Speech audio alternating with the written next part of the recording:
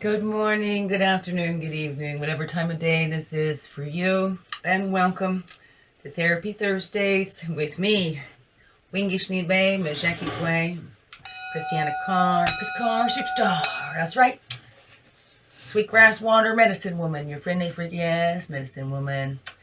Yes, and hello. Beautiful divine beings. Right here too, right? Because all that is this beautiful divine being. Welcome to you, beautiful divine beings. Here too. Yes, I have slowed down. I have been turning within and doing my within work, right? Begin within. It all begins within, right?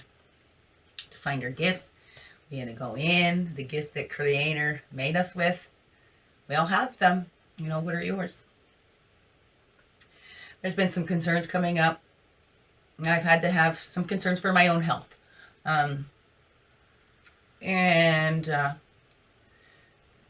The doctor's great. Like I said, I saw concern in his eyes, but he said we need to rule things out, which is the way that I think, the way I feel too. Like, I don't like to let myself get all caught up. This might be, I'd rather go find out that, nope, that's not what you thought, right? It's to help me out. Like, I learned really young. I knew some girls that went through and were late for their cycles, right? And ended up making themselves even more late because they were worried about that, and the stress kept it from coming. And so then I learned young, right? Instead of stressing, I can get it out of my head by going and getting a test and saying, no, that's not it, right? So, like when all this stuff came up with my neck, I knew it wasn't all in my head. I knew there was something physical in my neck, and there is. And I'm glad I don't have to play the waiting game that long for the heart thing, because today, this Thursday, it is the, what is it, the 14th? It's the 14th today. Yeah, there's my symbols on my phone. Send me a blank case and I'll put it on yours too. I don't know, we'll figure that out. That'll be my signature. And what was I looking for? The date. Because today is technically the 14th that I'm recording this. Thursday the 14th. So I'll have my first cardiologist appointment today at 1:30. I don't know what that's going to be like. And then I go again next week to see the doctor, the cardiologist. And then I'll go at the end of the month to get a heart monitor. I'll have to wear one of those again. I did a few years ago. My doctor checked that. And I think that was my older doctor. That was his first thought too, was maybe a cardio thing for the passing out. Because I've checked my blood sugars, right? And because it seems that I have consciousness. So if I'm conscious and aware as this is happening, that kind of rules out brain event. Although this last one that I had, there was like blackness. So I'm wondering, am I conscious or am I disassociated from my body, where I'm not looking down on my body? I'm staying here with my body. But it's my spirit that's aware, not my brain. Do you know what I mean? Does that make sense? Sometimes I wonder about that, because that's been my thing, a disassociating when my body has been going through traumas and stuff, right? So that it's just become such a part that I don't know when I'm actually doing that. That's what I read something about that, where disassociation can help us as a survival thing when we're growing up, but as we get older, right? I never shared this on here before, and I don't even remember. Forgive me, I don't remember who was talking about it. It was a psychologist, or whether it was at school, or the things that I'm learning, that when we disassociate, like, and that's become our survival thing. From when we're younger, we could be walking down an alley, and when that fear kicks in, we just automatically disassociate. So that can leave us more susceptible to being attacked to it, because we've disassociated. So we're not actually here present in the body here, right? We've taken ourselves to our own little world in our minds. And so then right? So it becomes so ingrained in us, right? Does that make sense at all? Like, I hope. I mean, because I can speak from my experience of trauma and the effects that trauma has on the body. And as we read that, and then we know that it's not just a crazy thing. I'm not just making it up in my head. Again, so like the neck thing, right? Am I, right? Is this a psychosomatic? Because I've been carrying all the troubles of the world, and, right, that I'm making this pain up in my head because that's a psychosomatic thing, or is there an actual physical thing going on? Right, so there was a lot of that torn until the MRI showed that there's actually physical, and there's degeneration happening in there.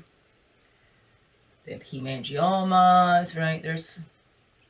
So it wasn't all in my head. So it goes both ways, right? When I figured there might be something off, but I don't want to write it off. So I'm glad that the doctor, right, thinks the way I think. We'd rather write it off, right? Instead of, well, why do we want to order this test? There has to be a real, whatever, right? This is typically asymptomatical. Maybe it's not coming from that. So what's the point in ordering that test, right? Whatever that is. I'm not saying any specific words or that's the actual way that they think or anything like that. But I'm just glad that I have a doctor that will do the test to rule it out. Not because we think this is actually what's going on, but we'll rule this out. Right? Because we don't want to go on to something else, and if we haven't checked that, you know what I mean?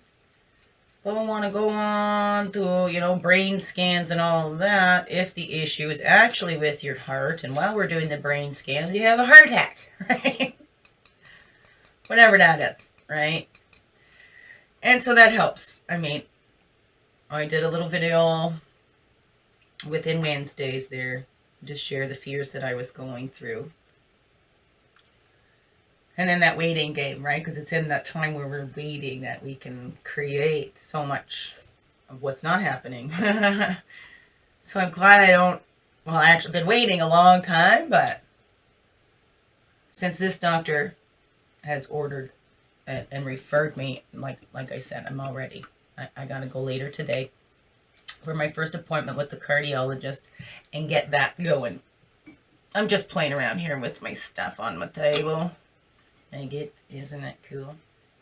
I got this years ago, but what's kind of really cool, I found, almost looks like an eagle head, maybe even a vulture head. In there, do you see that? Actually, when I hold it up like that, it almost looks like a duck or swan. Maybe? What do you think? What do you see in there? These things are so cool. And just a slice. But some, I wonder, they say, oh, it's colored. It's I think this is just a piece of glass. Yeah, this is definitely, it's just a piece of glass. The way you can hear that. The way you can hear that. Pretty sure it's glass. But I'd ask somebody, how do they get that colored? So when they're heating the glass, right, and you can watch shows like How It's Made. I watch those with the kids, right? How they put the coloring and how they color the glass. Or how they color stones, right? The colored stones. Like you look at this one. Your difference? I think that's an actual piece of, what you call it, right? Crystal. Right, in the glass. Here. Maybe it's because of the different pieces. What am I going on about? I don't know. I'm distracting myself. This heart thing had me all, right? And I wanted to correct. I did say my thing that says I'm always saying to my kids I'm going to get a heart attack and die. I don't always say that to my kids. No. That has come out. Like, oh, my mother. You'll be the death of me yet, right? But we say those things. And then what happens, right? Well, then I start worrying. Well, what happens if I, honey, kids, might say these things, but no, it's never your fault. I let them know all this pain in my body is never their fault. Even if the stuff they do is aggravating it, they aren't the cause of that, right? It's not their fault. Just because there's something they can do to help doesn't mean it's their fault. Get distracted here. Anyway, I thought I'd do a quick little check-in Therapy Thursdays. I'll do a quick little reading. I haven't done a card reading in so long, so we'll do that. My beautiful eagle sister gave me this. Almost looks like a wing, doesn't it? Eagle wing. I think I've shared that before. See, I'm getting all distracted because it's been a long time since I'm sitting up here in my little reading look, eh? I think the last reading I did was the Green Fairy. I didn't do it. That was the Green Fairy came in. I had nothing to do with that. Oh, yes. Green Fairy. Yeah, her reading was still up here, so I had to clean up. She didn't even clean up her own mess. Like, come on, green fairy. See if I let you do a reading again. Weirdo. Okay.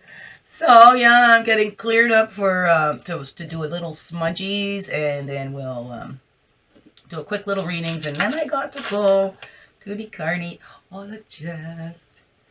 Send love, send love, send love. See my heart pounding, beating strong. It's a strong heart. It's been through a lot. It's never been so broken as it has in the last few years. So, you know what? That's all it is, right? It's grief. It's grief. Never knew such deep grief. And then with things with my daddy and what we just saw last year with Uncle Roy. And so, all it is grief. My heart is fine. I'm living until 102, okay? And I'm listening. And I'm paying attention to my body. The Creator's helping me too, so I'm not going to get too worried and, create something that's not there. Right? So I'm finding out real soon. This year, right? Go into next year knowing I have that strong heart. My brain is okay. Maybe I'm a little autistic, but other than that, right? No epilepsy. Nothing life-threatening, right? 102. I'm living until 102. At least. Mark my words. 102 at least. And of course, I'll be acting like I'm a little teenager. Always having fun. That's right. Young at heart. My number will be 102, but my heart will be innocent and pure. Huh? Maybe. Anyways. Biggest heart hugs ever. Let me get on to the daily guidance. Thank you for being you and shining your light through in everything you do, because this world really needs you. And I, for one, am so grateful that you're here. So, whenever you need to, you can turn me on and hear me say thank you. I love you. I'm glad you're here. You are so important and needed here at this time. And that is why you're here. To be you. So be you. Fully, wholly, completely, no apology. Be you. Thank you.